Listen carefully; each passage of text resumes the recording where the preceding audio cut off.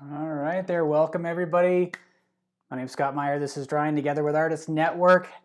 It is Wednesday, best day of the week. So welcome everybody. Sorry, I just had to reload everything. The chat wasn't showing up, so it's great to see everybody here. I apologize for the confusion about the time. For some reason, when I had set this up, I had to set this up at the wrong time. But it looks like everybody's here. Normal time again, 3 p.m. Eastern is when we normally meet. So I apologize for the confusion about the time. I had miscalculated somehow. I had to set this up at 11 our time when it should be 1 p.m. My time here in Colorado. So regardless, here we are. This is what we're working on today, this drawing of these oranges, and today I just really feel like moving charcoal around. So that's what we're working on. We're working on the toned paper. So this is a 9x12 sheet of toned paper. I have some just simple vine charcoal that I'm going to be starting with. Then I have some of my General's charcoal pencils. So I actually have a 2B, 4B, and a 6B. I'm not sure which ones I'll be working with, but generally if you have a 2B and a 4B, that should be all right. A 6B will get you even darker if you need to. I've got my erasers, of course, my kneaded eraser, rubber erasers. I've got this sharpened one here that I really like for some finer details. And what else do we have? Oh yeah, white charcoal. We're going to need that for some of the highlights. And we have the blending stump here. So a lot of materials today, but I think they're all listed below. If you want to follow along, you can find the reference image in the description. I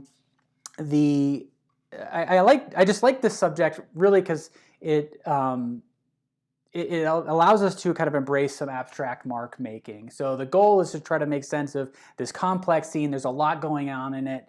But as you can see in this preparatory drawing, there's a lot that I had left here just unfinished. And so if you're following along, well, hopefully what can happen is you can kind of push this however you want, whether you want to make this more detailed and you want to kind of fill in everything. If you want to keep things loose and kind of more expressive, you can. Like I said, today I just feel like kind of throwing charcoal around and see where it goes. Another thing I have, just a paper towel here for me to work with. So again, if you're following along, you'll find the link to the reference image below. I love to see comments in the chat field. If you have any questions or any observations, throw it out there. I'd love to see that. You all have helped me tremendously throughout these previous drawings. So yeah, let's get to it. So first thing I'm going to do with this is I'm going to lay it out with the vine charcoal. If you are working with another material, a lot of these techniques can be applied using graphite. If you're working on white paper, you can do that. So if you're new, just know what this is all about. It's about us getting together and drawing. It's not necessarily how to draw. I'm going to talk through some of the decisions I make as we go. But some of you end up working in different materials than I'm working with here, or maybe kind of slightly different approach, and I encourage that. Yeah, again, if you have any questions, I just want to check. There's quite a bit of stuff happening in the chat that I just want to make sure I'm not missing anything important here. All right. Doesn't look like it. So my first goal here is to build up a gesture of the subject. So what this is all about is about creating kind of quick interpretations and reactions to the subject. And the primary focus is these group of oranges here right in the center. And I'm moving my eyes back and forth quickly from the reference image to the drawing. I have the screen in front of me has an overhead projection. It shows what you're seeing right now. So I have the ability to view the drawing vertically. And that can be helpful as well. So if you're working, you may want to have the reference image and your drawing open side by side. Again, the goal is a quick gesture, and the way I conceive of the gesture is really it's about getting information on the page. Because once you have marks on the page, then you can make more specific decisions about where things need to go, how things need to change. But it can be difficult to make those decisions in a vacuum without that information on the page. So there's no real kind of right or wrong here, but what I'm targeting right now are the basic shapes of the darks. And what I liked about this subject as well is that it allows us to explore the concept of positive and negative space quite a bit. So I'm thinking about drawing the shape of the leaves as I encounter them, as well as the spaces between them, and kind of alternating back and forth between those. And so in some of these cases, I'm representing the leaves as lines, in others it's as shape. And I'm trying not to think too much about them, but as I'm going through, there's looking at each shape and the specific shape that it creates, its specific shape there, but I'm also looking at where they relate to one another very quickly. So as I'm trying to block in some of these darker forms, as I'm observing them, I'm kind of looking at the specific shape, but also doing a quick check-in where I am relative to other forms. And it all happens very quickly. And if you're new to drawing, it may be very cumbersome, a very slow process, but that's okay. That's to be expected. That's true with any new skill. And drawing really is just a skill. It's a set of decisions that you learn to make, just like in any other activity. And it can feel cumbersome at first because we're just not used to making those decisions. Our brains have been wired to solve different problems. So again, what I'm trying to do throughout this whole drawing is to just kind of think out loud and hopefully kind of illuminate some of the things that are happening in my brain as I draw, see how it aligns with the decisions you're making. And if you've been drawing for a while, I'd love to hear how the things that we're doing here align with what you are accustomed to, or if I'm totally off base, if you have a completely different approach, or not. That's what this is all about. It's all about kind of drawing together so we can see how things differ from one person to the next. So using the side of the vine charcoal, and now with the vine charcoal we know it's very light and loose, so it wipes off very easily, and that's okay. This has as much to do with actually making marks on the page as it does with the thoughts in my head. This is more about actually aligning and kind of wrapping my head around the subject than anything. And for me, it's ultimately more important in this step for me just to become familiar with the subject than it is as any sort of underlying kind of foundation for the drawing, if that makes sense. I'm kind of expecting that a lot of these marks are just going to disappear as we go through, but that's all right because this is, again, this is more for the benefit of my mind and kind of my wrapping my head around the subject than it is for the actual drawing. And so you can see I've got this overhand grip. It uses the side of the pencil or the charcoal, so that inhibits the emphasis on line. It allows me to really kind of promote shape over line in this.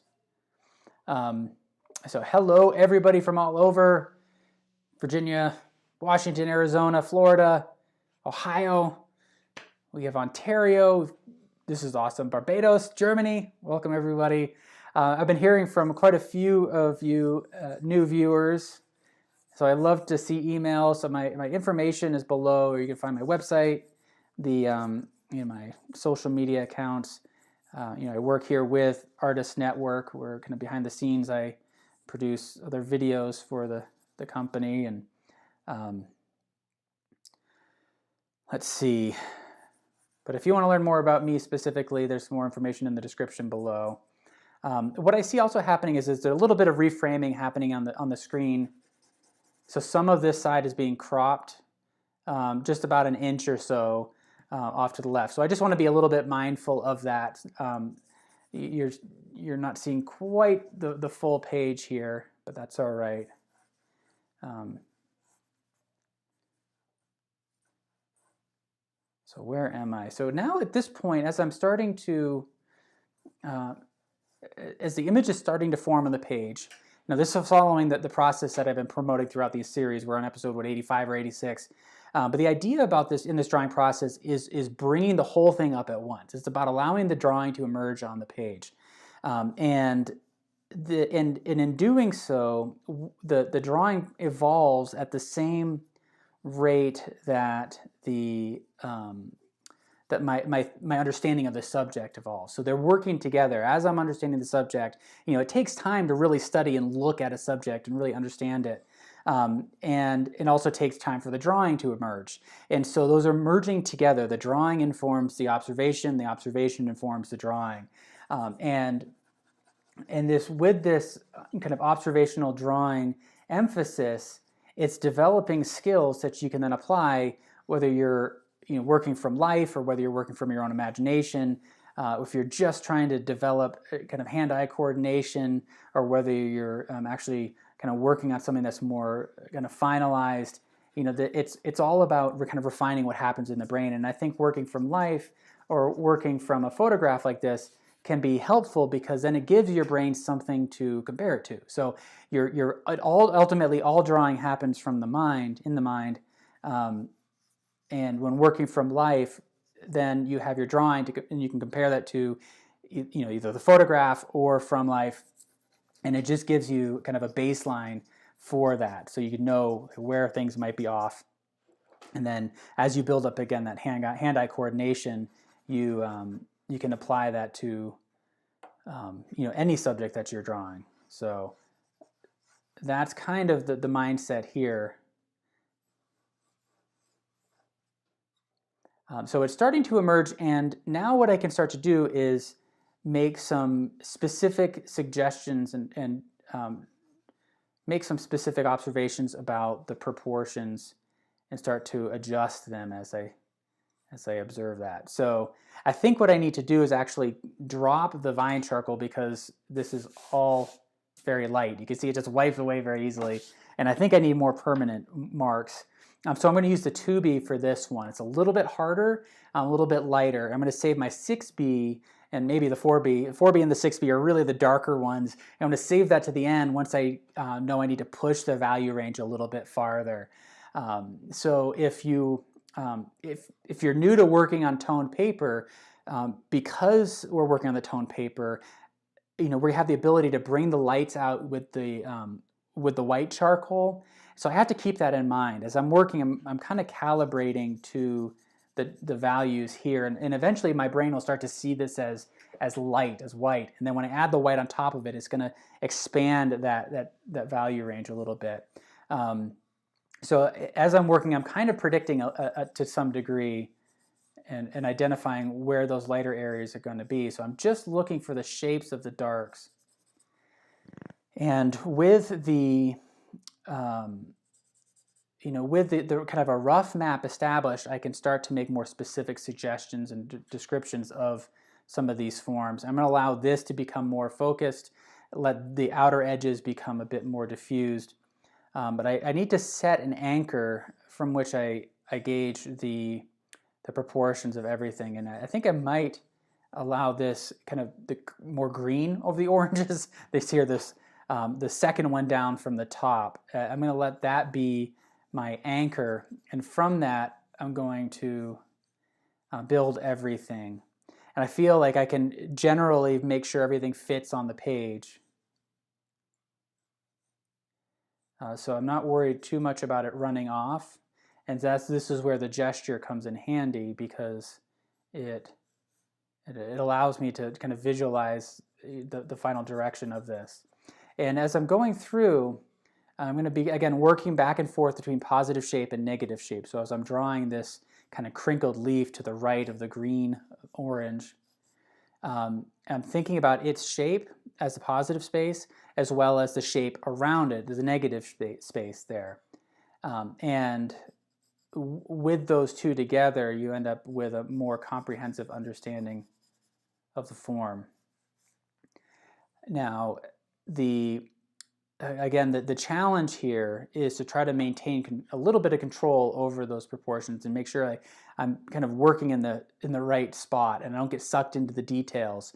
So I'm trying my best just to keep things light and fairly loose, using this overhand grip so that it promotes an emphasis on shape and mass over line. But there may be times when I need to kind of refine an edge. And I haven't used the eraser yet, but we're going to bring that out in a bit to draw with. And now, as you go through, one of the things that can be really helpful is to pay attention to intersections. To me, those are really vital in terms of controlling the proportions. So places where objects intersect, that's the physical connection between them. And that's ultimately what will tie the whole drawing together. And so if I'm looking at, and I'm going to have to actually pull out the eraser here so we can see it a little bit better. There's this kind of leaf that projects out to the left of this, this orange. And I want to observe that specific intersection.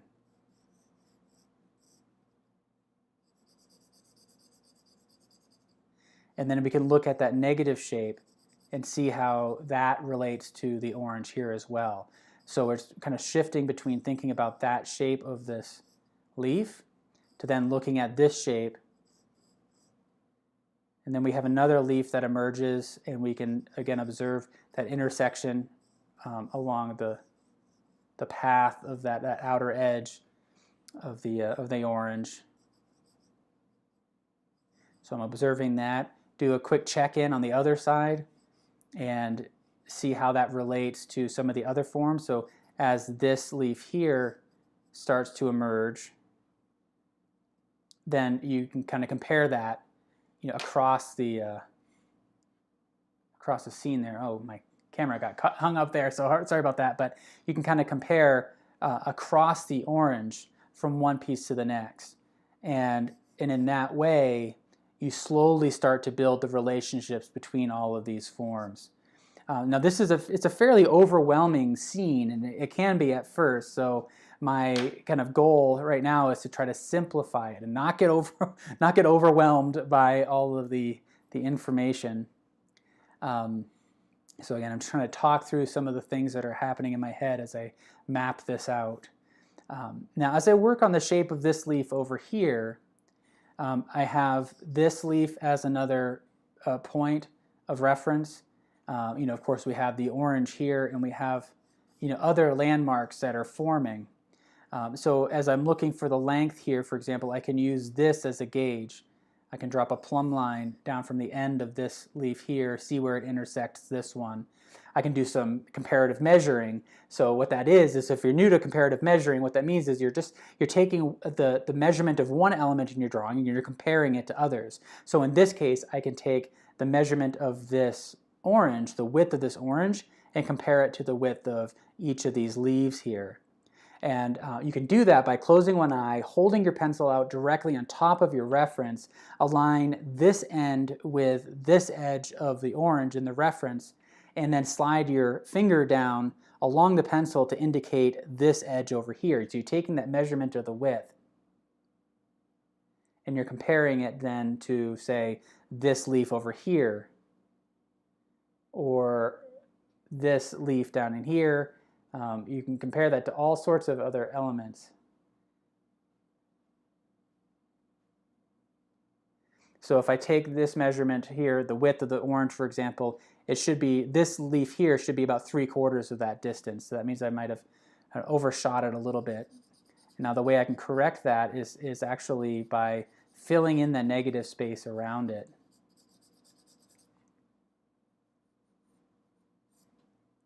And then I can compare the width of that orange again to now this leaf here that's projecting out of the lower left. And that's kind of a tricky one, but it's a little bit longer than the width of that orange. And so some of these things you can actually do kind of visually. You can kind of calculate these in your head, but then sometimes it can be really helpful to physically map those out and take the time to do some proper comparative measuring. So some can just be by sight, you're just evaluating it by yourself, and then others you're physically making marks on the page. And so where I'm using a kind of a linear approach, I'm trying to keep the marks light and loose. Again, I want to kind of throw charcoal around here and get a little bit messy at some point. But I think having some sort of rough map to guide myself by will be helpful. So I want to get some basic proportions established, and then I can start to become more expressive with the charcoal. Now, one of the things too, last week we talked a bit about the symbol system. The idea that we develop these preconceived notions about how things look and how they are drawn. And leaves can be a pretty powerful symbol system. We'll often learn how to draw leaves like this. All right, we'll draw a simple leaf like that, and in our mind, that's what we end up seeing. Where our brain says these are leaves, so I'm going to draw that shape. I'm going to run that program, and sometimes that can override our own observations. And so we're just kind of slowing things down in our mind and really paying attention to the shapes that we're seeing. And if we look at some of these leaves here, these shapes, they're a bit foreshortened. So we can kind of see that general symbol that I just drew, but each one is now very specific. It each has its very own specific shape, but then also our orientation to that shape changes. And so if we look at this, for example, it's very foreshortened. We're looking across it. And we know that if we were to pick up that leaf and turn it vertically, we would see that basic shape that I had drawn. But from this perspective, from the kind of the optical truth of it, is that it's a very different shape than that. So again, we often kind of confront those two ideas. We know the literal truth of the shape of the leaf to be as I had drawn here, that basic shape, that symbol system, but the optical truth might be different given our relationship to the object, if that makes sense.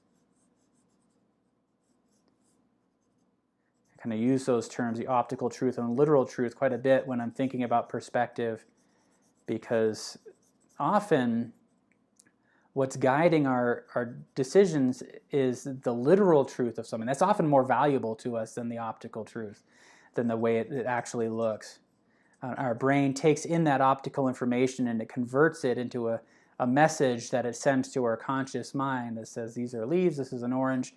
It's more important that we know that we can eat these things than really to calculate all the small decisions our brain has made for us about how we understand what this actually is. So what the drawing process does is it allows us to really confront what's happening in the subconscious, that part of our brain that does all the calculating for us, and it says, you don't need to go through all these steps. You just need to know that these are oranges and they're yummy. But if we're drawing them, the fact that they're yummy has actually less relevance. We want to know, well, how did we get to that? Like, what did our brain do to understand that these are in fact oranges? We kind of take some of that process for granted, again, because it's often less useful. And then as artists, we kind of reverse engineer that whole process. We figure out, well, how do we, what is the visual information that I need to understand this? We recreate that on the page, and then the viewer comes along, processes that information the same way as it would in real life, and when confronted by real oranges. And it starts to actually it just thinks oranges. It thinks, hanging from the tree on a sunny day, all of that information. So we kind of work backwards from that. So a bit of a diversion there. Apologize if that didn't make any sense. Let me know. Hello from India and Ukraine. From Chicago and Indiana. Welcome everybody. How many of you are brand new to this whole thing? If you are, welcome. And we meet every Wednesday, 3 p.m. Eastern. we draw together. So a new subject each week. There's a lot of them out there. They're not in any particular order, so if you have a hankering and you want to start drawing, feel free to browse. Go to Artist Network. You can see the whole list of them on the Drawing Together page, or in the playlist here on YouTube. And you can find the subject that you really connect with. All right, so I'm going through, and you can start to see the shape of the leaves forming. And I'm seeing some issues with some of the proportions. So for example, I have this leaf here. It's a little too big. And so the way to wrangle that in, the way to kind of correct the proportions is now I need to relate it to other things. So I may have the shape of this leaf correct, roughly, but it's too large. So I'm going to look at this orange, and it looks like the bottom edge of that leaf should come up just a little bit below center. So that would bring this up to right about here. And again, I'm correcting the shape by filling in the negative space around it. And I'm just using some parallel hatching for the most part in the background. Most of the marks are just running in this kind of generally diagonal path, but you may choose to kind of change those directions as you go. I want to look at the top of that leaf. But the idea is that we want to make decisions and move on to another spot, make a decision, move on to another spot, and we're going to cycle back around. So I just corrected this leaf here, but it's probably not 100% correct. It's a little better, but it's not there completely. And rather than to kind of fixate on this one element right now, I'm going to move to something else. Because what can happen is that it's possible to really dial in, say, one leaf at a time and then move to the next, get all the details in there. But the more you focus on a subject, just by the nature of focus itself, you're ignoring everything else in the drawing. That's what focus means, right? You shut down everything else and you just think about that one specific shape. And the more you focus, though, the less of an understanding we build of the relationships between things. And so we want to start by focusing on the relationships between things and then gradually become more specific. And then it can often be kind of a conscious effort to kind of delay the gratification of details and say, no, I need to keep focusing on those proportions. But the more you do that, the more you focus on the relationships between things, you're going to find that you often need far fewer details in the drawing. It just puts you in the driver's seat with regards to detail. So some of you may want to have a lot of detail in your drawing, others may not. But regardless, I think having an emphasis on proportions and relationships between objects is essential.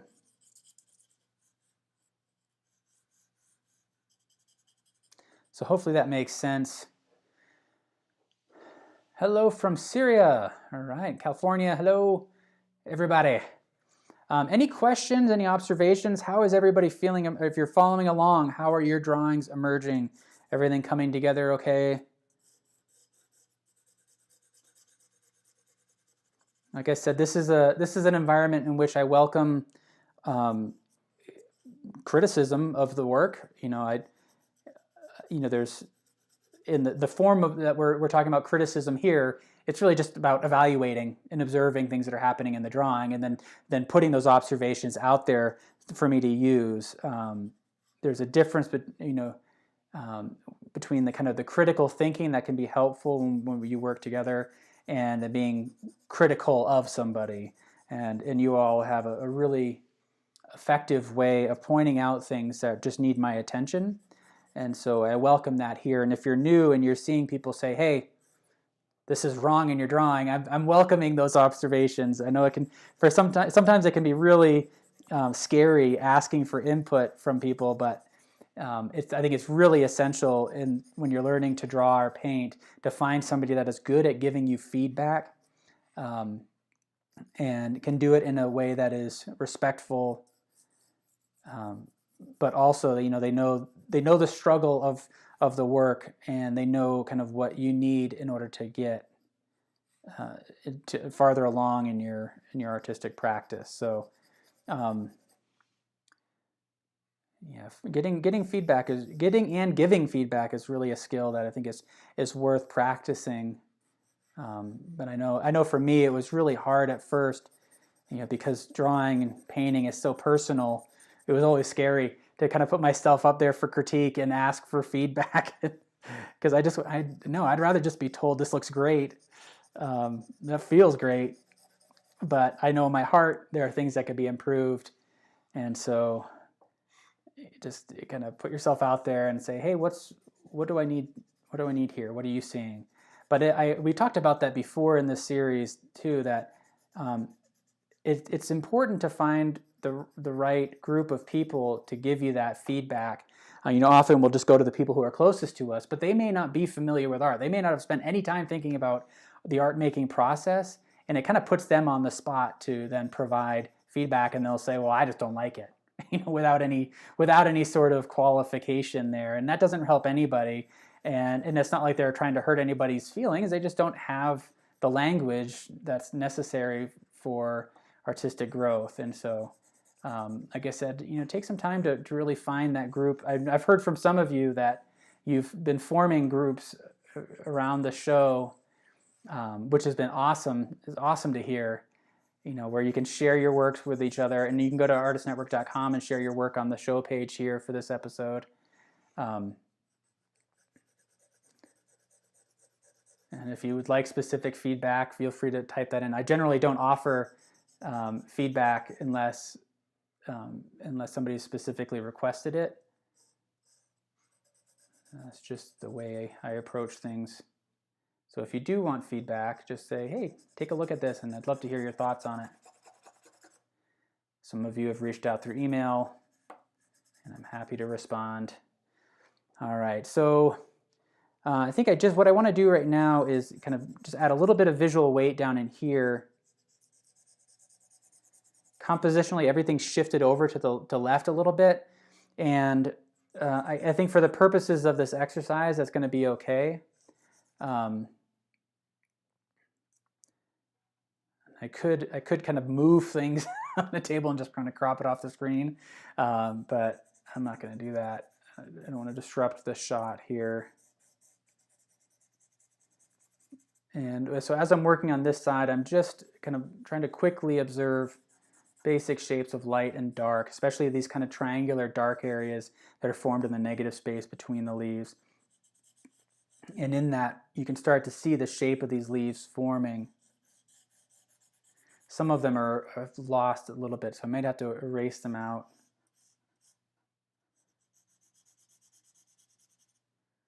And then, as I said, I'm trying to prioritize shape over line. So rather than outlining the forms, I'm trying to create a relationship between positive and negative space. Again, positive space is anything that is the object you're observing.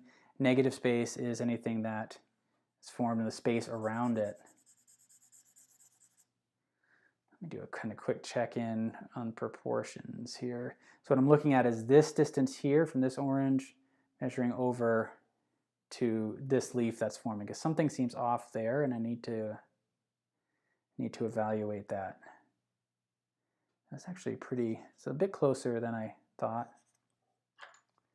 So I kind of filled in that negative space a bit too much. So I want to refine the shapes, and what's nice about now drawing with the eraser is that it allows you to confront positive and negative space in a new way. So I'm just kind of refining this shape here with the eraser.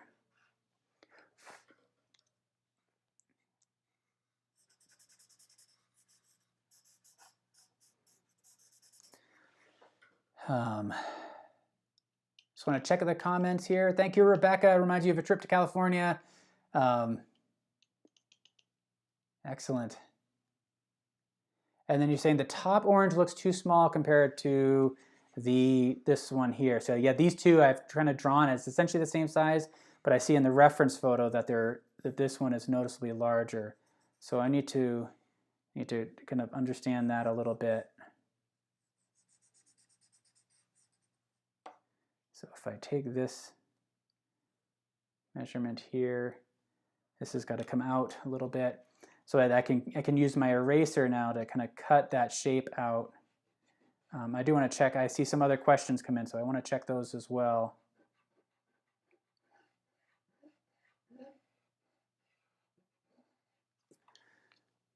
And then I might need to actually bring this in just a touch. One thing that can be helpful as you're creating these forms is try to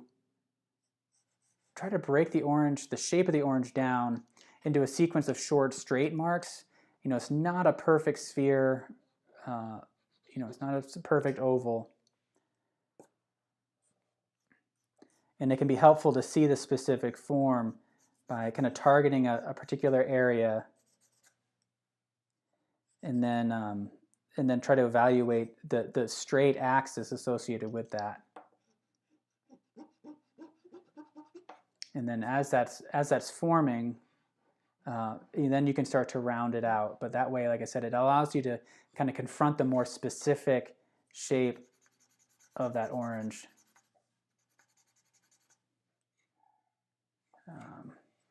And I got to adjust that leaf here. There's a leaf over here that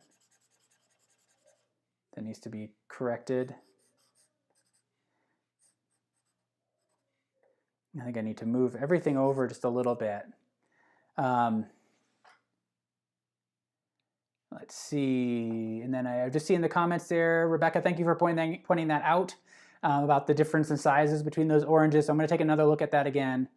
Cindy, you had the same comment there. So Alma, thank you for those comments there. And then, if there's a question about materials, yeah, there's a link, or there's in the description below, you'll find the materials. I actually added a 6B charcoal pencil to that. I need to update that description, but I've got the 2B right now that I'm working with.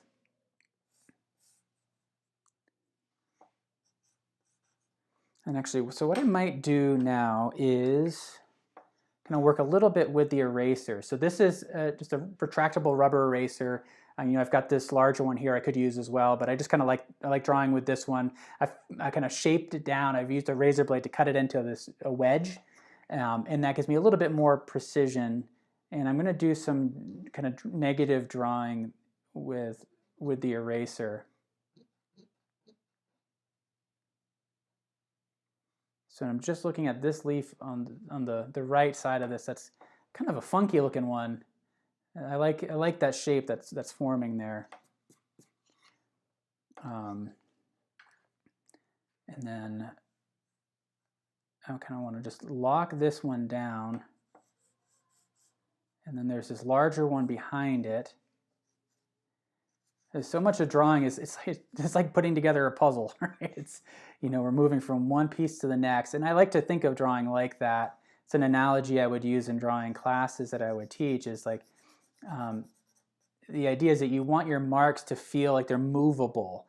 You know, so if you're putting together a jigsaw puzzle, you know, most people, myself at least, you know, I'll reach into the box and I'll pour out a whole bunch of them, and you're kind of moving them around. As you gather information about what's on each piece, you kind of move them around until eventually they lock together in the image form. So it's pretty rare for somebody to be able to reach into a pile of those pieces, pick it up, know exactly where it belongs, put it on the table, and never move it again, right?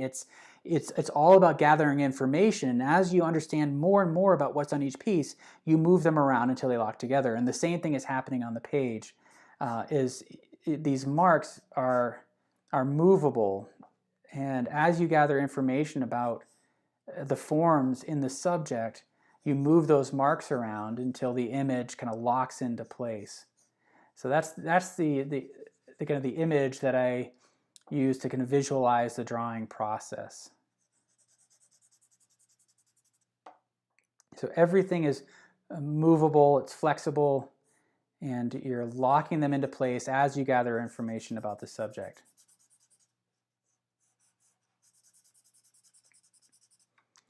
And then this way I can kind of work back and forth between the eraser, drawing with the eraser, and drawing with the charcoal. And one of the things I'm not really doing is I need to be looking more at the the actual drawing on the screen here.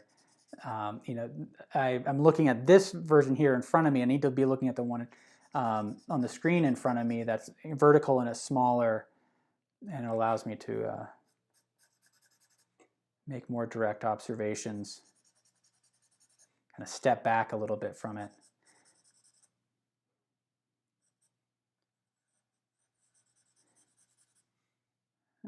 Let's see, yeah, because I feel like this leaf could probably come into shape, and maybe just a little bit of this leaf over here.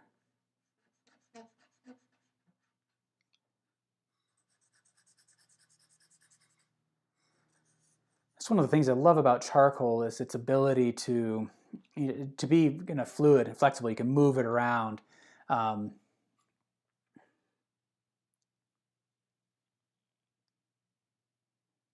Thank you for all the comments there. Yeah, and it's interesting, Swalma,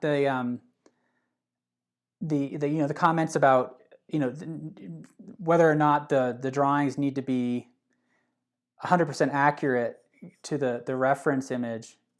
That's one of the cool things about this show is we get to see how everybody's different approach, and I think that's kind of an important point that you're raising, is that for some of you, getting the exact proportions correct is really essential, and for others, the reference image is just a starting point. And there's no kind of right way or wrong way to do it, and we're each going to have our own threshold for what is acceptable and what isn't. And so, for me, I like to, I might be okay if it's, say, 80 or 90% accurate in terms of proportions. Some of you might be fine with it being 50-50. Like it's close. It's within the ballpark, but it's not 100% accurate. And some of you may not be satisfied until it's 100%. And I think that's just one of the fun things that makes us each unique as artists. But again, with this process, the approach that I take to drawing, and it's certainly not unique in any way, but this approach to drawing puts you in the driver's seat of that. So, all right. So let me think here.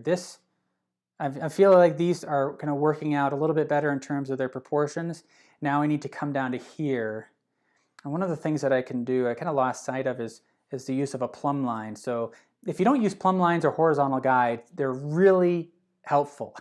So what a plumb line is just a vertical path that travels through the drawing from the one point of reference through others. So if I'm targeting the left side of this orange, I can draw a plumb line up and down from that point, and I can see where it intersects with other aspects of the reference, and then I can compare that to the reference to see if I'm pretty close. So if this line is passing through these oranges in the same place that I see in the reference, then I know I'm in pretty good shape. So I think this point is correct here. Now I need to measure the width across here, and I can do the same thing with a plumb line this way. I can also do a comparative measuring. So I can compare this distance here, this width of this orange, to this one. And what I see is that if I take this width here, it equals the visible size of the orange here, but part of that orange is obscured by this leaf, and that I think indicates that I think I'm within the ballpark here. I think I might need to adjust this shape a little bit of this leaf.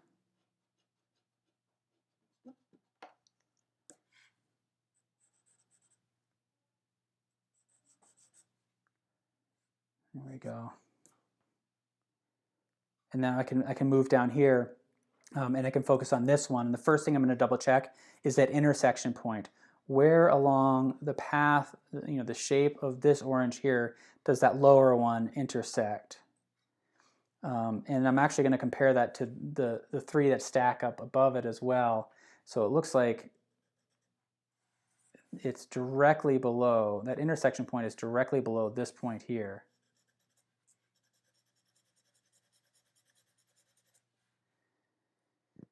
And now let me check the size of it.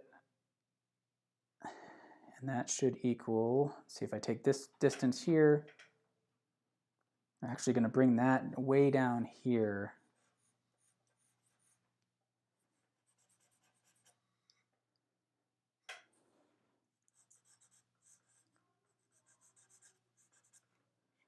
And I can erase this out just a bit.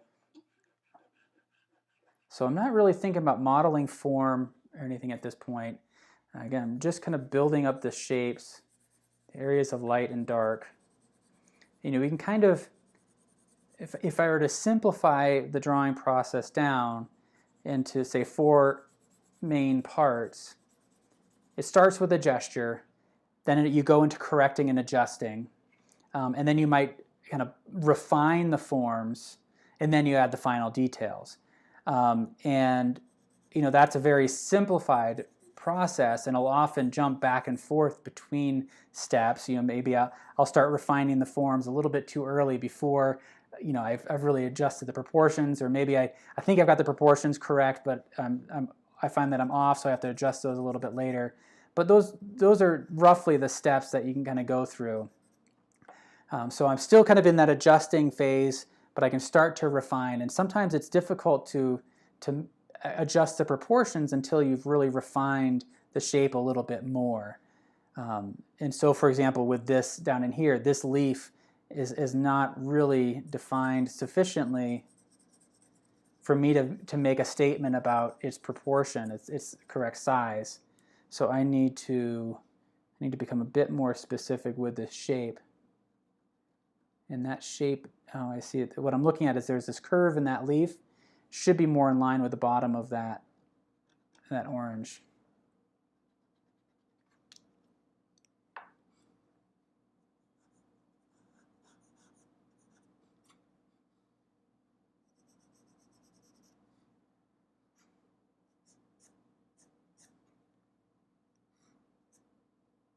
So I'm just adding that more specific form there. And now back to this curled leaf here.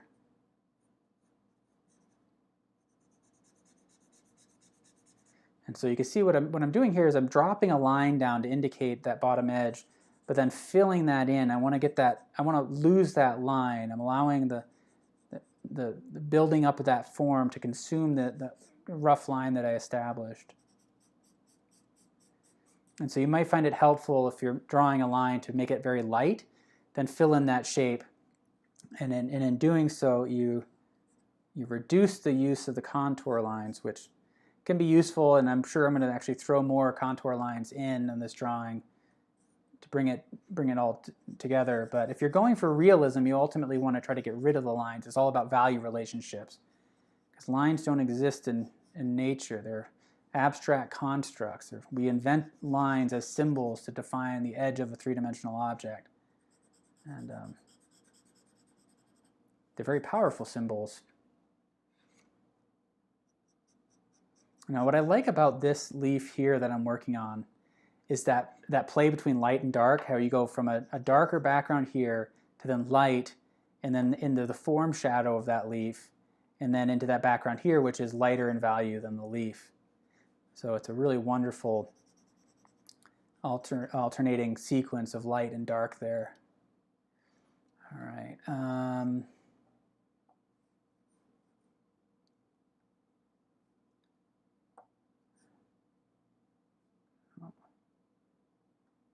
There we go.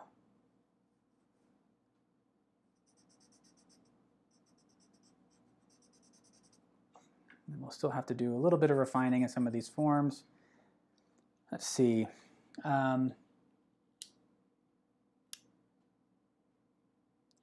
Rebecca saying, love the push and pull you're doing with the eraser and the charcoal. Thank you. All right, I appreciate the comments there. It's all right. We'll keep going. How's everybody else is doing? Everybody else following along? Everybody roughly at the same stage? I know some of you work more quickly than I do. Some of you require a little bit more time. And that's all of it's good.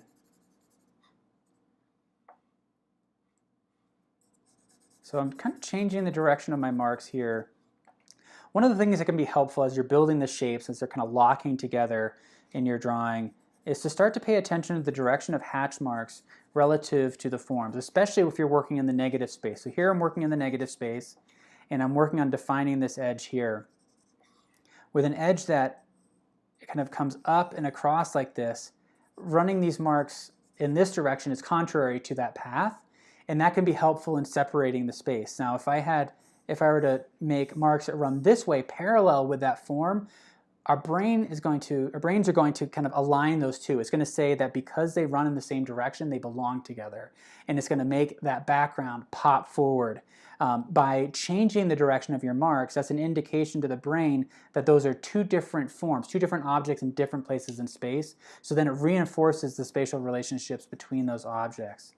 And that can be really helpful. And I've seen some wonderful student drawings before that you get the values and the shapes exactly right, but just by making the subtle shift in the direction of your marks, in the marks that the students would create, just by seeing that, it would make the drawing come alive. So maybe again they get everything right, but then the direction of the marks is actually flattening things out, and just by changing the hatch marks in those directions, it makes everything come together.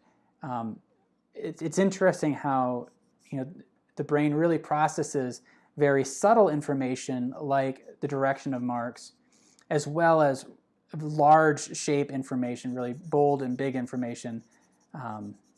It's geared to simplify shapes, but it also pays close attention to some of the little things. And so the direction of the marks is one of those little things that I think can make a whole drawing come together.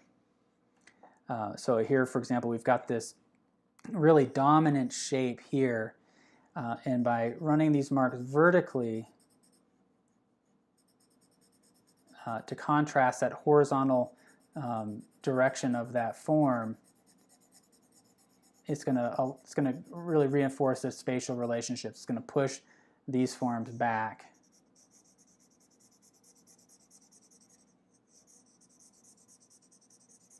And so one of the things you could do is, and to really push the background back farther, is go right over the leaf. So you're physically connecting that path and that background, and then cut that back out using the eraser.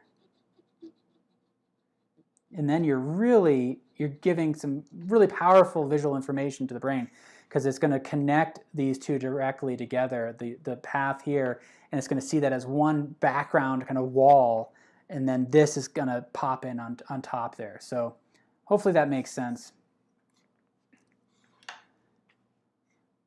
I think I need to indicate the leaves back here a little bit more. And in general, I like to use that process a lot of kind of overlapping the forms and then cutting it back with the eraser so you get a nice clean overlap, rather than trying to be too sensitive to that edge, too delicate there. I go right over the edge and then refine that form.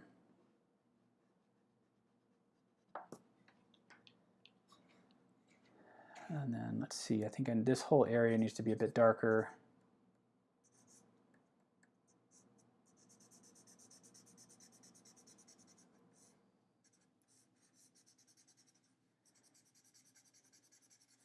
Trying to keep my vision blurred here so that I don't get consumed by the details, just kind of suggesting the major forms.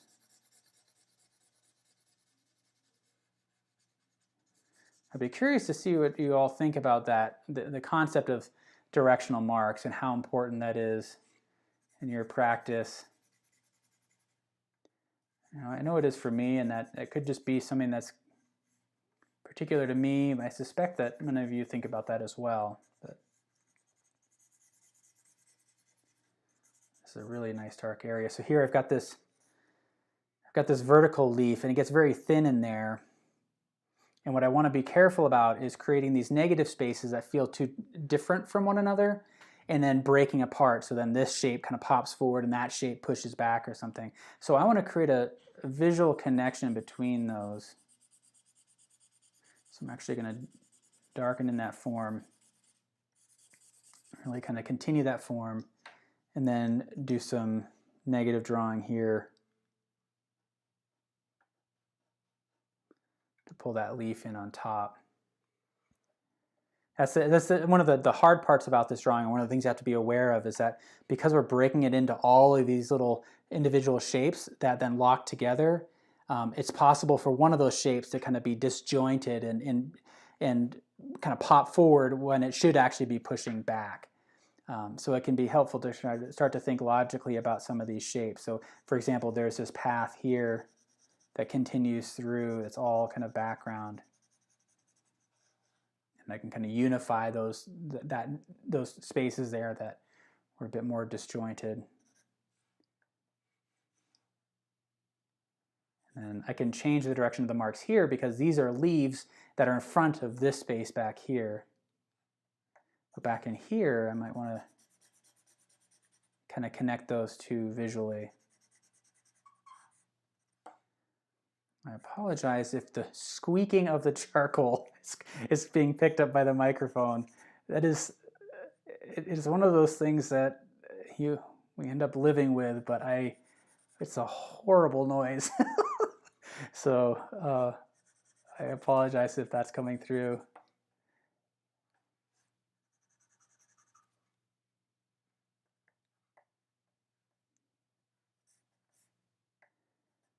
All right, so kind of just sometimes what I'll do is with a scene that's fairly complex like this, I'll physically point at the reference and then say, this is where I'm working on. So if I'm looking at this leaf, I'll point at that leaf, make those comments, and I'm like, all right, I'm going to move up to this one and move this one. That way I can remind myself when I come back, I can find that location a little bit more quickly, because it's so easy to get lost, and you'll be working on an area, then come up to the reference image to find a bit more information, and I have a hard time locating it, or I'll actually be, I'll confuse, say a part up here with a part down here.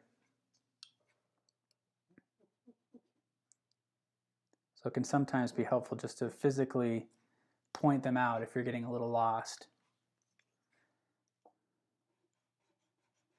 And so as I'm erasing out these forms here, I'm kind of sneaking up on the pressure a little bit. So starting out with a very light pressure, and then gradually increasing when I need it, if I need it a little bit more.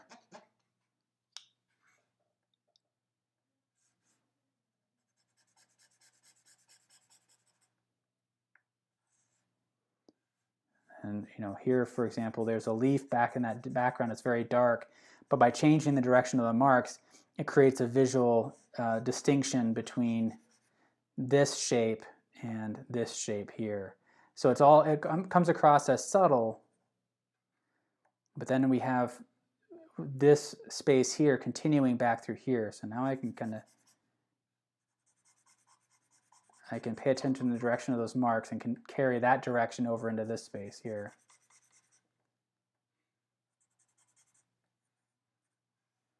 And then where we encounter another leaf, I'll change that direction there.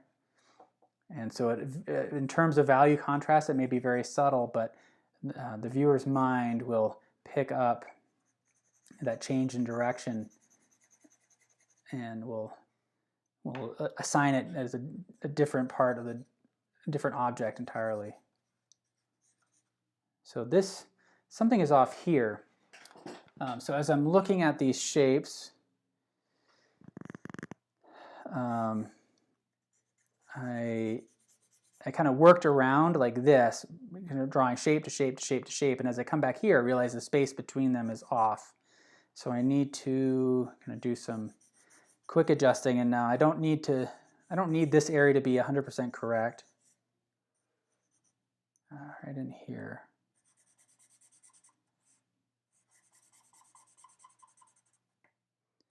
I don't need it to be 100% correct, but I want to get it in the ballpark.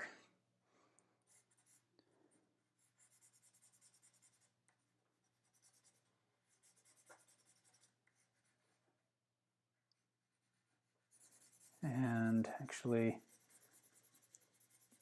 because compositionally I shifted everything over, I've got this space over here, and I just want to darken. I think it's going to be better as a dark form than a light one.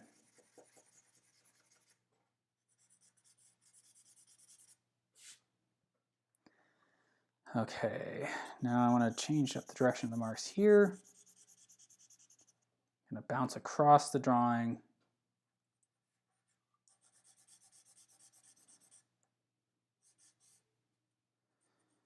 I apologize if I'm missing anything here. Let me just double check kind of forgot about the comments here. So welcome, Penny. I'm glad you could make it. Murray, you're sticking with graphite. Awesome. I can't wait to see it. So when there's in the description below, you'll find a link to the page, the show page. So when you're done, I'd love to see that graphite drawing that you're working with. That's one of the really cool things to see is when everybody shares their work and maybe used a different medium entirely or a different paper, but the same drawing medium.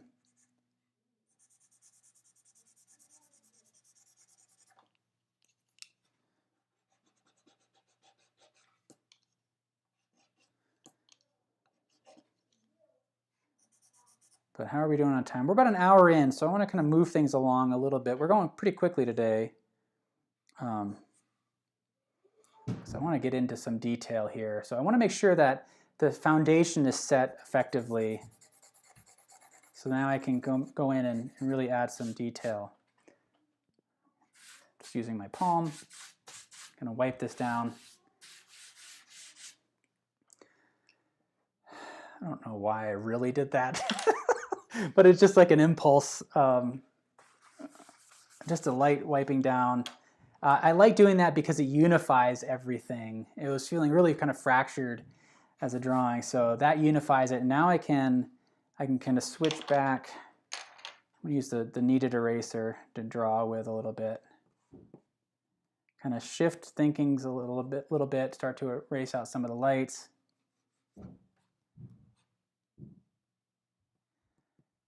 So do some subtractive drawing.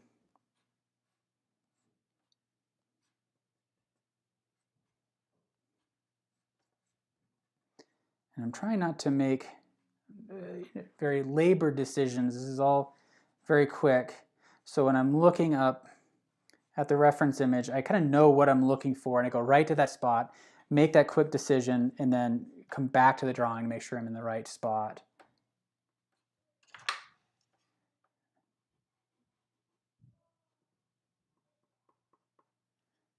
So now I'm just kind of reclaiming some of those marks that I lost when I erased it all and I wiped it all down. But so much of that process, like I said, I feel like today I just feel like pushing charcoal, and that's one way to do it. That's kind of like what I was looking for, because to me that's where things start to get better and better. Each time I wipe it down and then build it back up, it just gets more specific, and it becomes a richer drawing experience for me. So that's kind of what I'm thinking there.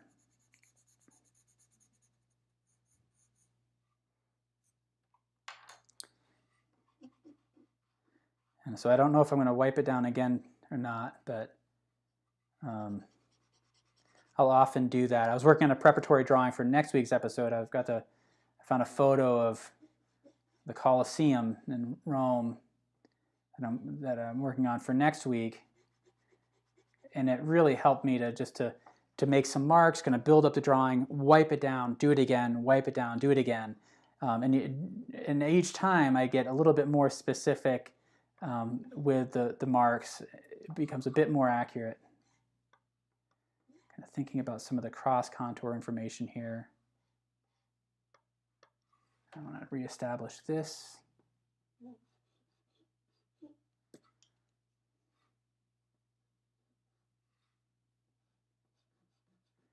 And that's something I do in painting as well. Lay down some color, wipe it down, lay down a little bit more color.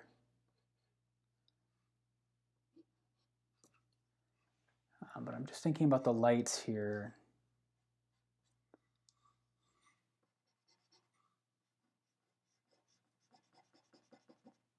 And then we're going to be building up the brighter lights using the white charcoal. But for now, I'm staying in the gray tone here.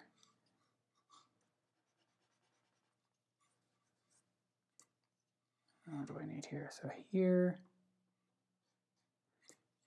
there's this leaf.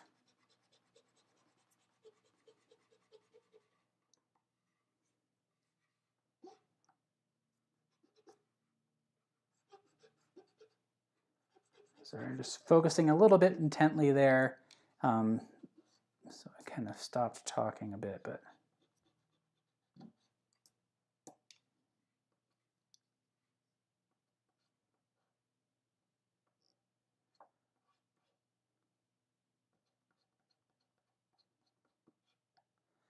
And it can be helpful to be thinking about the cross-contour information. So if that's a term you're not really familiar with, contour references the outer edge of a three-dimensional object. Cross-contour are the marks that you use to represent the form within that outer edge. So for example, marks like this that run along the outer edge of that orange that really indicate its volume.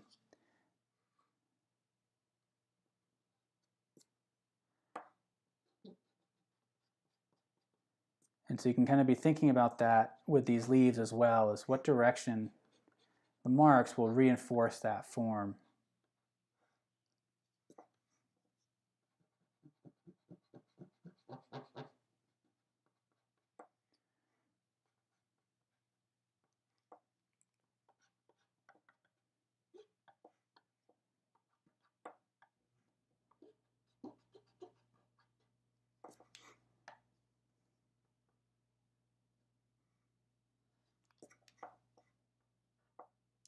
I'm just trying to think about these forms as I go through.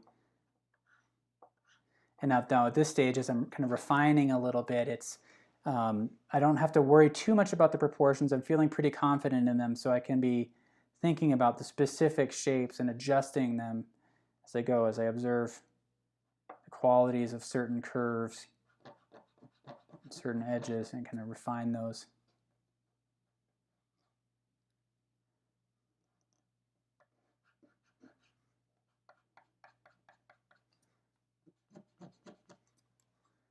And as we come in here, this is a really kind of cool shape.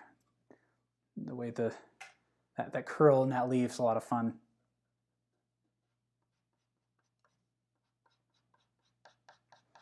And then pay attention to the shading. So like this leaf, for example, casts a shadow on top of this one, and then this one peeks up into the light there.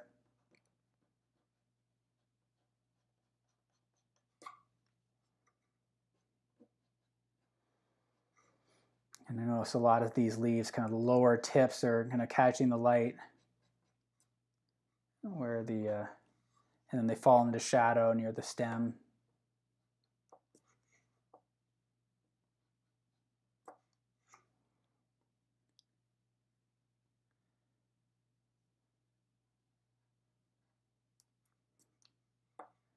And there's that little sky hole right there. I didn't really notice before. That's a fun one, where we can see straight through to the sky. All right. Rebecca, I'm glad for that feedback about the directional line. I'm glad that's working. And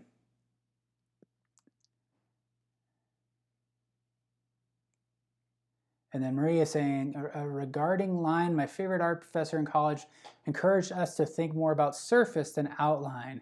As you said, line is just where the two surfaces intersect. That's a perfect way of describing it. I can't wait to see your drawing there, Marie. So, yeah, lines are kind of funny things when you think about it. It's so interesting to me that it's really a kind of a human instinct. We all kind of, when we start drawing as kids, we'll often, draw outlines. It's such a kind of a primal symbol for us.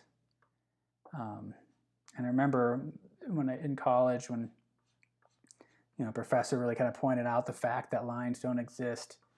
It blew my brain.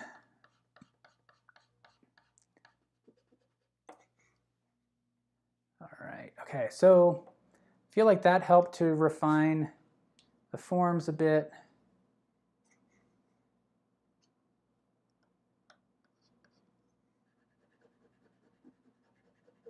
So now I can switch back. Why don't I go to, that's the 6B, that's pretty soft. What is this one? Here's the 4B. I'm going to switch to this one. And I'm going to stay with the darks, and then I'm going to bring the lights out last minute. And so what I think I want to do is be selective in the focus here. Oh, I see your comment, Karen, here, and I want to read through it. I sometimes use both the 2B and the 6B pencils and soft charcoal sticks to work faster as I think about the line manipulation for textural effects and spatial manipulation. That's an awesome way of putting it, kind of building up all those values and then being selective with the line when you need to pull something forward or push it back or define an edge quickly. And sometimes sometimes you can just make a beautiful mark and say that doesn't really represent anything, but I love it and I'm going to keep it in. So that happens to me sometimes too. And we'll see what happens in this drawing. All right, so I'm just going to add a little bit more specificity to some of these edges. I think I've kind of lost this form around here. So I need to reclaim that edge of the orange. And I think that, really the key is edge variation. So as you're following along that edge, have it vary in some way. Either the relationship between it and the background changes, the line weight changes. If something changes frequently, and the more you do that, the greater depth and form you'll create in your drawings.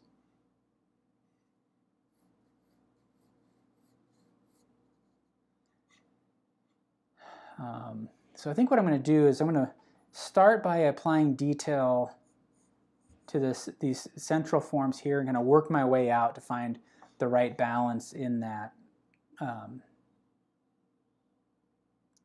see where it's enough detail where it feels like I might need a little bit more.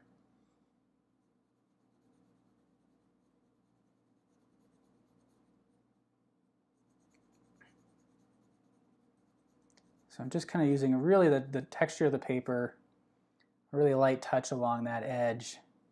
And this is a really kind of fun one where you have that alternating relationship between light and dark. So here we're drawing the darker shadow against the lighter leaf, but when we come down here, and this falls into shadow, I might have to pick up some of the value in here in this background orange.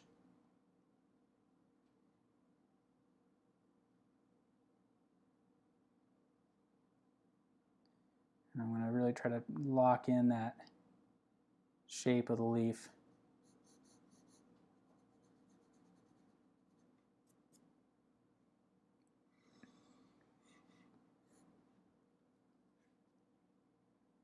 And then you have the changing planes on this leaf is really kind of fascinating. You have a kind of a vertical wall and it folds over on the top. But then along this area here, where it's mostly vertical, you have this kind of crown in its form.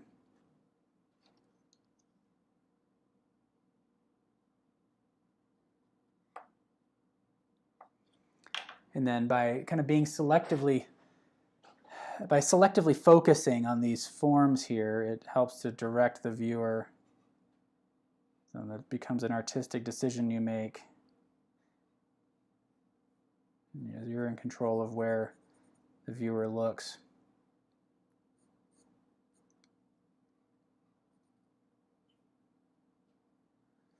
And as I think about kind of drawing these lines, I'm trying to sneak up. If I'm working along the contour, that's where I'm trying to be as sensitive as possible. So some places where I might need to sharpen up an edge, I can use a line like right in here, for example.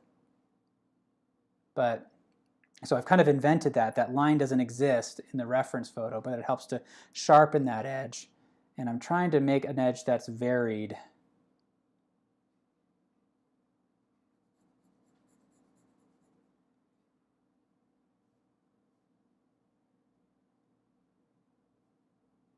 And I really like to use this overhand grip to create lines rather than the tripod. I feel like by dragging the pencil along its edge, it results in a more expressive mark and often more descriptive too. So I often stick in this overhand grip a little bit longer. Then you might feel comfortable with, or you might be used to. All right. All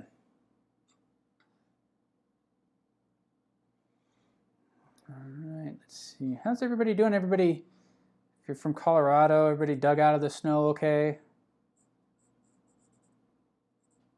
That big storm was pretty wild. So now we're kind of at that refining point in the drawing. I really clarifying the edges.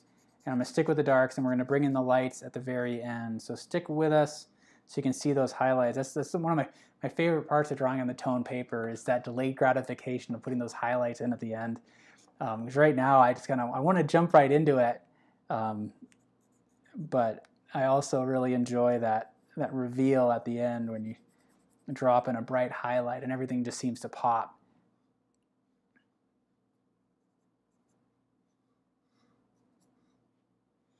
Okay, I need to add a little bit more character to this edge along in here. I'm kind of like this path here is going to be the part that's in sharper focus.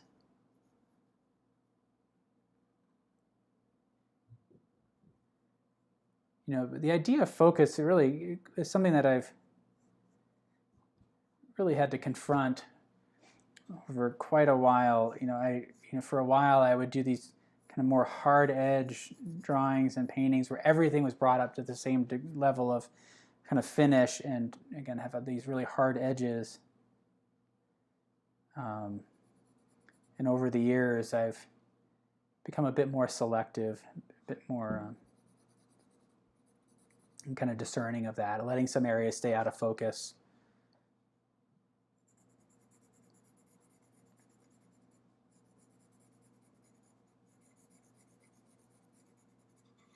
And when that happens, when you let these areas kind of fall out of focus, I feel like it says something about the nature of our own observations. We do that in general, like when the way our visual system works, we're taking in all of this information, 360 degrees, all around us, and only a very small portion of it is actually in focus, but it's always the center of our attention generally.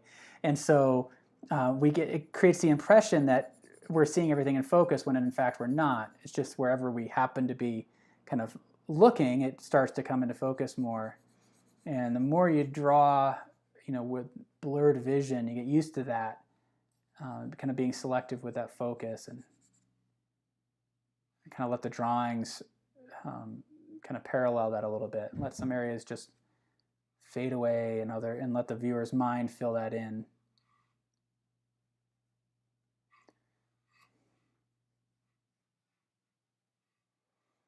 Right in here, for example, I want to sharpen that edge up. So just these kind of soft circular marks kind of blend into that edge.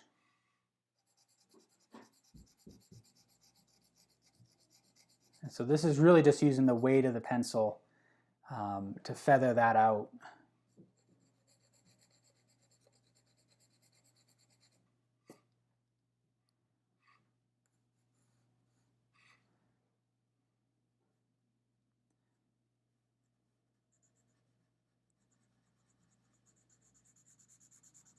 If I need to, if I'm worried about a kind of a halo around that edge, go right over that edge and then cut it back out with the eraser. It really creates a beautiful edge to do that.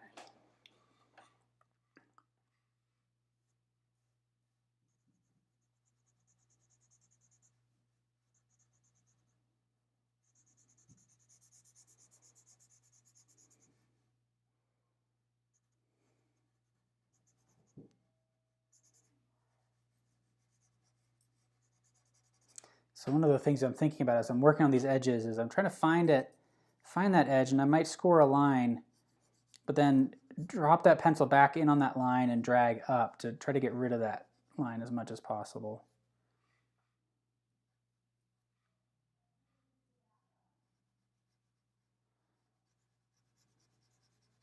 So this is requiring a little bit more focus, so I apologize for the, the limited communication here. But oh, there's this leaf right in here. I need to visualize here. Let's see.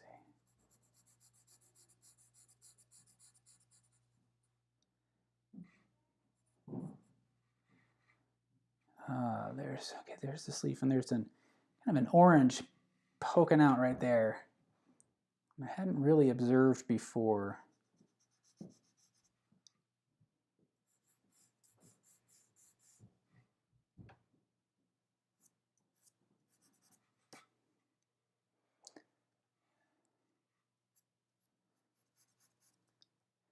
All right, and there's another one under here. Another orange there. So I'm just looking at the negative space here, the positive and negative space. Just adding a little bit more specificity to this section of the drawing.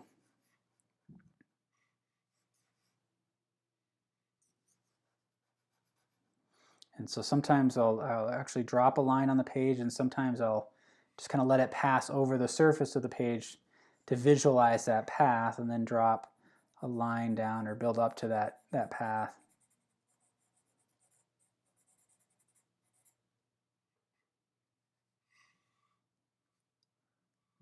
And one of the other things I've been thinking about too is just the idea that lines kind of have to connect along an edge, which I don't think we have to do. So if I follow along the path of this orange, for example, it could be a broken edge, and the viewer's mind is going to fill that in. That's what we do when we observe things in real life. We'll look at a little piece, we'll move down the path and find another spot, move down a path and move another spot, and then our brain kind of stitches those together. It's kind of like the way a phone will take a panoramic shot by taking multiple images and then stitching them together.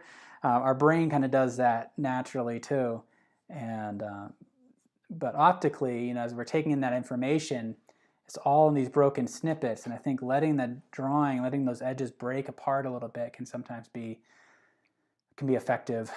Kind of reference that part of the visual system that our brains are really kind of accustomed to. I shouldn't be using my fingertips there. That was a no-no, but I did it anyways.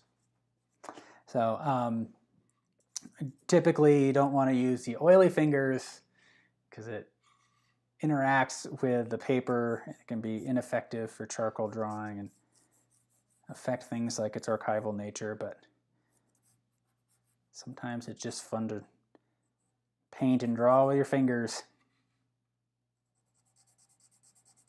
Although if you're an oil painter or really kind of any painter, you gotta be careful with those things. There are a lot of toxic elements in some of these materials that you have to be mindful of. So luckily with charcoal, it's less so. I'm more worried about my lungs. Let's see. I think I am ready to add some of those highlights in there. Let's do it. Because then I can go back in and refine some of these other areas. I kind of like what's happening in here just as an abstraction. So I'm leaving that, even though it's not all that descriptive, but they're kind of fun marks. I like the way this group of leaves is pulling out of this kind of atmospheric background. But I might have to add a little bit more specificity to some of these forms. I think what I actually want to do is I've got my white charcoal, and I've got this blending stump out as well. And so I'm going to use this. I'm kind of smoothing things out, but I'm more trying to understand the form a little bit. Really see that three-dimensional form. So I'm just kind of letting the weight of the blending stump kind of do its thing, and see if any of these subtle marks can help me to understand the three-dimensional quality of each of these oranges.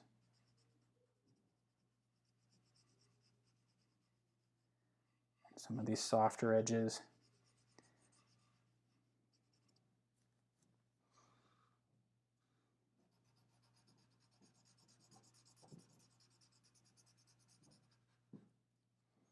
let's see. It's a bit of bounce light down in here that I'm noticing, for example. And so I think I can come a little bit darker on this path right in here.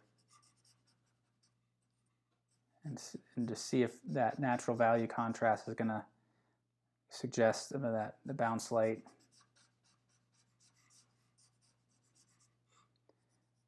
This one here is pretty dark, but it still has a light side and shadow side. So, all right. Move up to some of these leaves.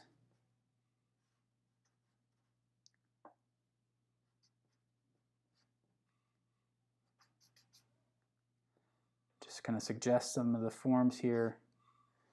And we kind of talked a bit about this in the last couple episodes, the idea of drawing as a situation where you're continually refining the gesture. So if you keep your marks loose and gestural, it can kind of lead to a certain freshness in the whole drawing, you know, or you can kind of tighten up and kind of build into the details there. But something I think about sometimes is kind of alternating the pace of the marks a little bit. So having some areas where you're kind of tight and more controlled and others where you're just more expressive. And that can lead to a kind of a rich visual experience when you do that. So.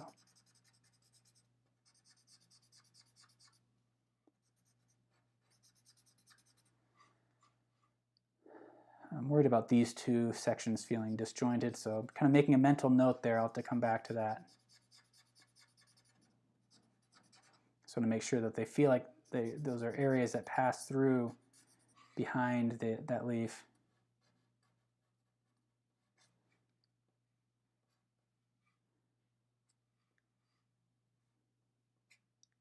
Ooh, that was a heavy mark. That can happen with the blending stump. Sometimes it'll just deposit a pretty heavy charcoal mark there. So let me see, just kind of refining a little bit. And I feel like I understand the forms a little bit better as I go in with the white charcoal that I have here. So this is the General's charcoal white. What do I want to do? I think in general the way I like to approach it is kind of sneak up on it. So I'm starting, again, using an overhand grip with these circular marks with a very light pressure. And I can go in and find the light side of each of these oranges and sharpen up that edge.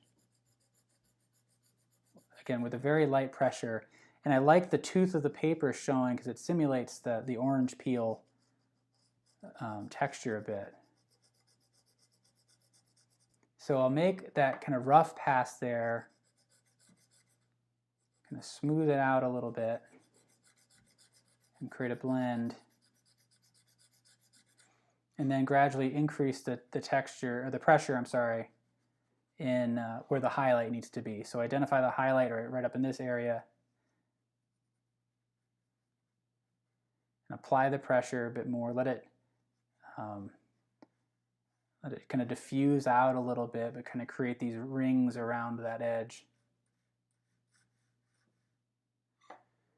And in that way, it starts to create that rounded look of the orange. And so then there's that little pit there, and it catches a little bit of light right on that bottom edge. The light's coming in from this direction, and so this part falls in shadow, and right below it catches a little bit of light on that lip. And then right in along in here, I want to suggest some of that bounce light. Now, one of the challenges with bounce light, so where you see a little bit of light reflecting into the shadow areas, is that there's a tendency when you observe it to overstate it in the drawing. We become highly sensitive to it, and so what can happen though is that this light can then ultimately compete with the highlight, and we don't want that to happen. If you squint your eyes at the bounce light area will just disappear. It's not a very intense light, and so that's an indication that it needs to be a very light value. And so just be kind of careful of that. Like I said, there's a tendency to overstate that once we become aware of bounce light, and that can really disrupt the form. All right, thank you all for the communication here. Yeah, it looks like some of you had to go, but if you're new, welcome. My name's Scott Maier. This is Drawing Together with Artist Network, and you've come in about 3/4 of the way through the drawing. So this goes up as a recording later on. As soon as this is done, it'll go up as a recording, so you can watch the whole thing, and you can find our back catalog of all these live episodes. So again, with this one, I'm working with the basic, just a very light pressure, starting from that inner form, working up to the edge, and trying to sharpen that up. So as I get along the edge, I'm thinking about it being sharp, not light. So I'm saving my brightest brights for the inner portion of the form, the part that's closest to us. That's catching the light more. Along that edge, I want it to be sharp, but I don't want it to be a strong value contrast. And those are two different things. That's something that it took me a while to see. I would observe these sharp edges, and I'd have a tendency to overstate them, and I would have kind of a too bright of a white line along that edge, and that would flatten it out. And so I really tried to work on controlling that a little bit more, just being a little bit more delicate along that edge. And so as we come down here, there's a really kind of a nice form along and right here along the base of the orange. So just kind of sneak up on it, but of course you can erase this out just like regular charcoal. So if you overstate it, you can use your kneaded eraser and pick up some of that, and that'll knock down some of the highlights. Right on here, actually, I want to build in that background to contrast against that shadow there. And then let me see, I think I just need to smooth this out a little bit. So there's some blending happening too.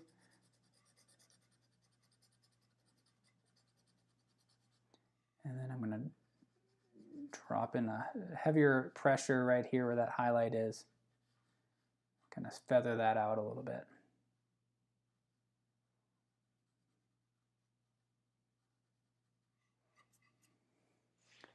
All right, how's that? That's feeling all right. And I'm just going to stick with the oranges for now, and then I'm going to go back in and do the leaves. So the same here. I'm going to start it with the center of the form, very light pressure. Observe that shape of the light side. And as I work up to that edge, I've got this overhand grip, so it's using the side of the pencil to cover a broad area and allow me to control the pressure a little bit better. As I work up to that edge, I can kind of tilt this up a little bit to engage the tip and get a sharper edge, but it's a super light pressure. It's just the weight of the pencil along that edge. And then under here, there's, again, some of that bounce light that I can suggest, but I'm going to keep it really light.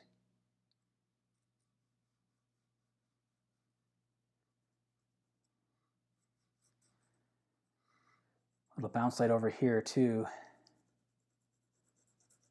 And that's one of the keys to effective shading, is to observe those subtle shifts in the shadow. So it's not a solid shape, but it's also, any variation in there is very subtle. So the highlight is right in here, not up against that edge, just to set in from that edge a little bit.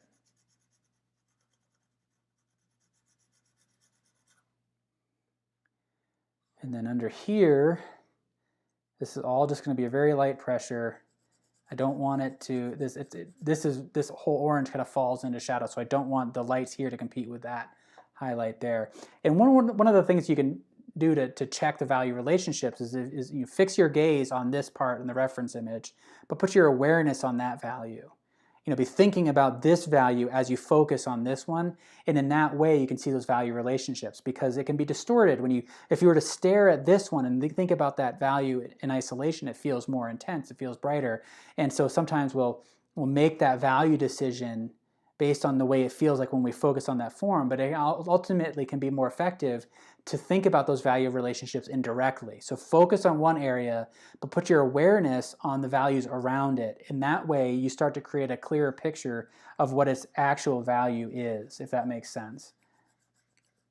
I think we ultimately become better observers of value relationships when we really embrace an indirect gaze.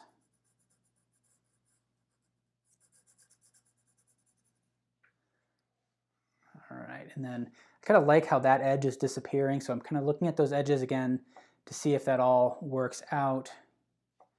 I think what I want to do is darken this just up just a little bit.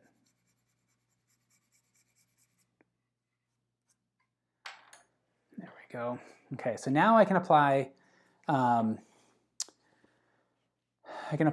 white to the highlights on the leaves as well. And I'm going to start with this one here. This is my favorite one. It's all crinkled up. So again, using the side of the pencil, I'm trying to observe the shapes of the light. And then you can kind of pivot from a broad stroke to a very fine one quickly. So as I follow along that fine edge, I'm kind of allowing that pencil to roll in my fingers a little bit. And then in here we have some light striking it, but it's not as bright as the highlight there, so I want to be careful about that.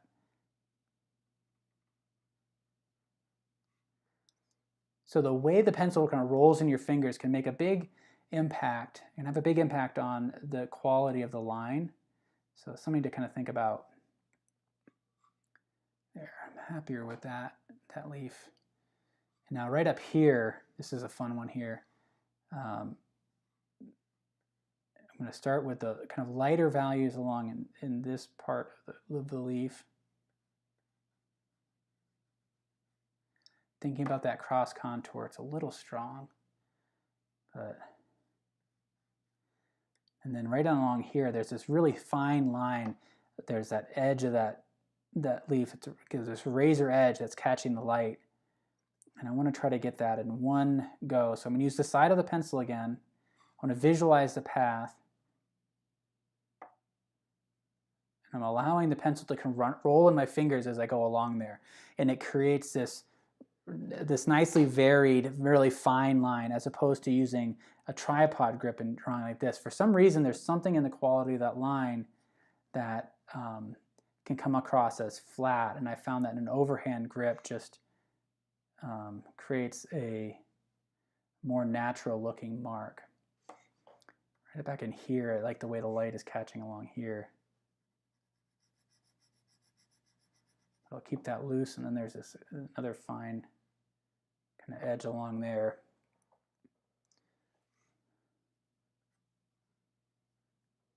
How do I want to do this?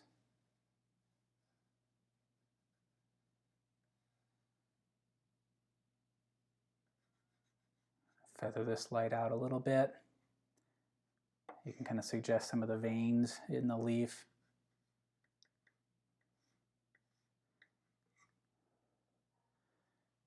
Okay, now all these ones are going to be fun. All right, so this one in particular, you can see how this leaf starts in highlight and then transitions into shadow.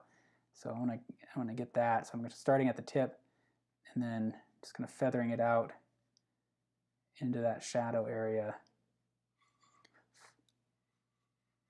It's a little strong, so I can just tap it out with my finger, and that drops down the intensity a little bit.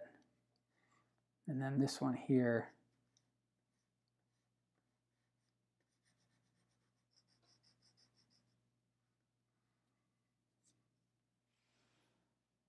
something is going on with this one that these forms here are competing with one another. I've kind of lost that form. I want that leaf to pop forward, and that could be a direction of mark thing. So maybe if I run these vertically, let me see how that works out.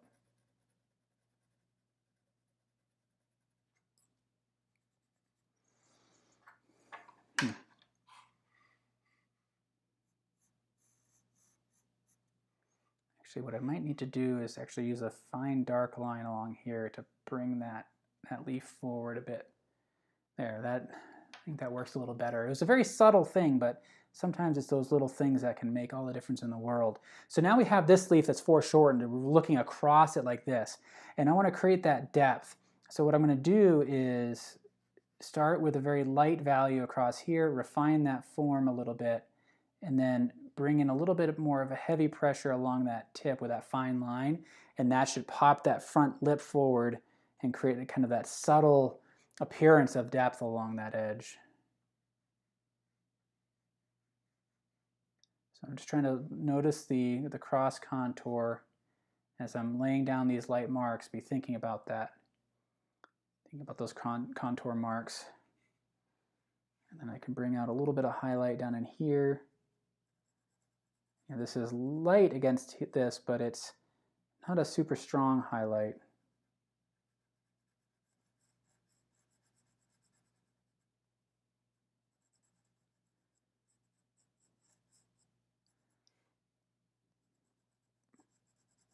So just kind of pumping up the contrast down in here to kind of create that look of the leaves kind of receding into that shadow. And in that way they kind of interlock with one another.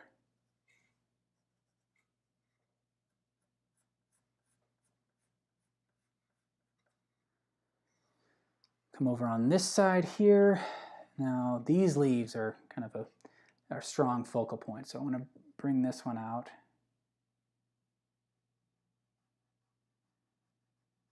And in that same way, kind of thinking about that, just a lighter pass first. And then I think I want to, in order to create some depth there, I want to sharpen up this front edge along in here with a light line, and hopefully that creates a little bit of depth there, as opposed to darkening that top edge. If I did that, if I create a strong, bright white line there, that top edge could pop forward, and it might feel more like a two-dimensional shape rather than something that's angled away from us. So then this one here has some light catching it. Keeping it light up along those edges, just to refine the edge, but not have a strong value contrast.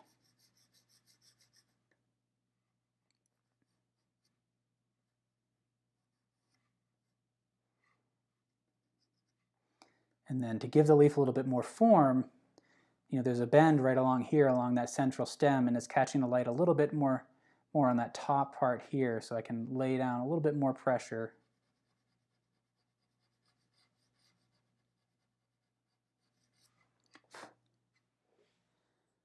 It's pretty strong, so let me soften that a little bit. And then these two here, I like these leaves because they have, again, that light catching along those edges. So again, using the side of the pencil, kind of visualizing that path, striking, and as I'm going along, I'm kind of allowing that pencil to roll in my fingers to break up that edge and create a more elegant line. And then the same with along in here. A little bit too much pressure there. So in that case, you can see I just broke off that sharp tip. I don't really need it because I'm not using the tip, I'm using the side of the pencil.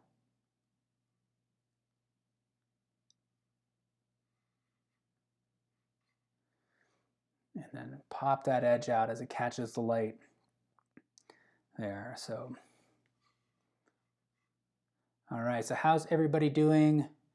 Irene is asking, am I using Conte or charcoal pencil? This is the General's charcoal white pencil that I'm using right now, as opposed to Conte.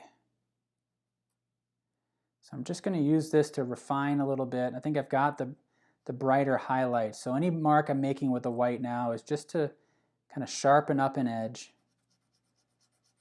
more than anything and let it blend a little bit more.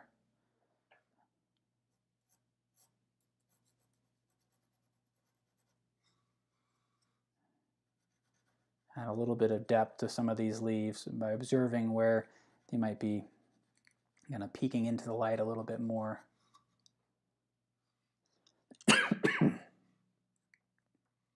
Excuse me for that. I hope that wasn't too loud in your ears there. So my microphone is right there.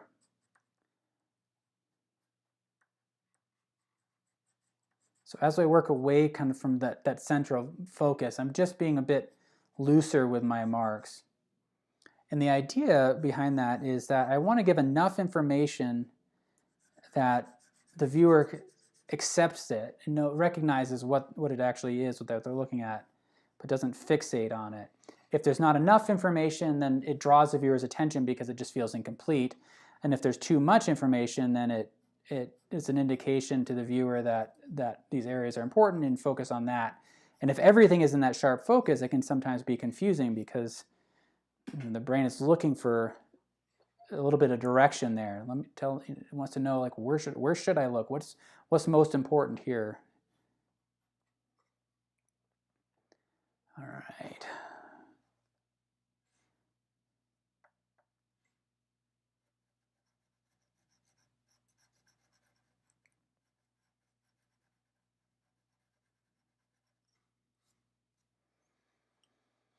And then this leaf here, I think I need a little bit, actually in this one too, I'm gonna give a little bit more information. It just feels like when I look at it now, it just feels unfinished, and so but I don't want to have as much detail as in some of the other areas, so again, I'll have to find that balance. And then the same with this one.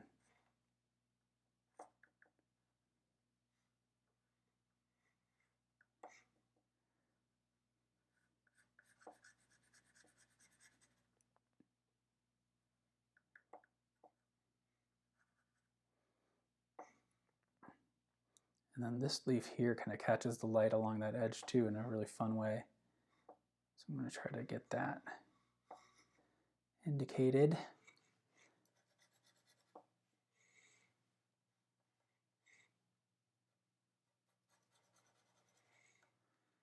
All right, I think we're close to done here. I mean, I guess I could keep picking away at it, but I feel like we've kind of captured the essence of the scene here. Does anybody have any kind of questions, observations? How are your drawings going? Anybody stuck? I can use a little bit of help getting unstuck. All right, seeing some good comments here. Thank you, everybody. But I think we can pretty much call it a day. I'm going to hang out for just a little bit to see if there are any lingering questions. But again, my name's Scott Maier. This is Artist Network Drawing Together. So we meet every Wednesday, 3 p.m. Eastern, and we draw together. Next week, I don't know if I'm quite done with it yet, but this is what I've been working on for next week. It's the study of the Colosseum. So kind of working out the perspective there. It was a fun one. It was kind of tricky because as I mentioned today, I kind of feel like just pushing charcoal around and kind of making a mess. And it works for this subject, it's a little less so for that one. And so I got kind of torn between needing kind of the fine details and kind of harder edges to accomplish the perspective versus my impulse to just, like I said, push charcoal around a little bit. I just picked up the 6B, and again, I'm just kind of waiting for additional comments to come in case we need them, but this is just refining some of the darkest darks, punching the contrast in some areas for, again, that selective focus. Where do we want to draw the viewer's attention?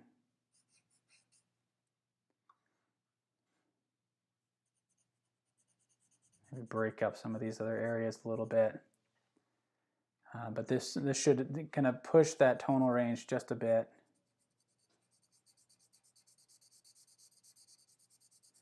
I don't know if it really needed it, but I'm doing it, and we'll see if it needs it. I don't think it could hurt.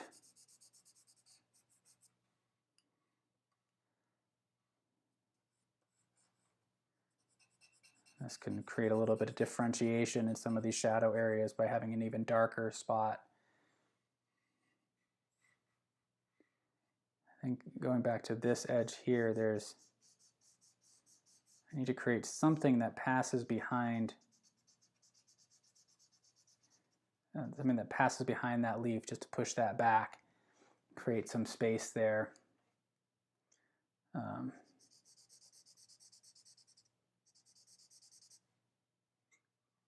So I want to thank you all for being with me today.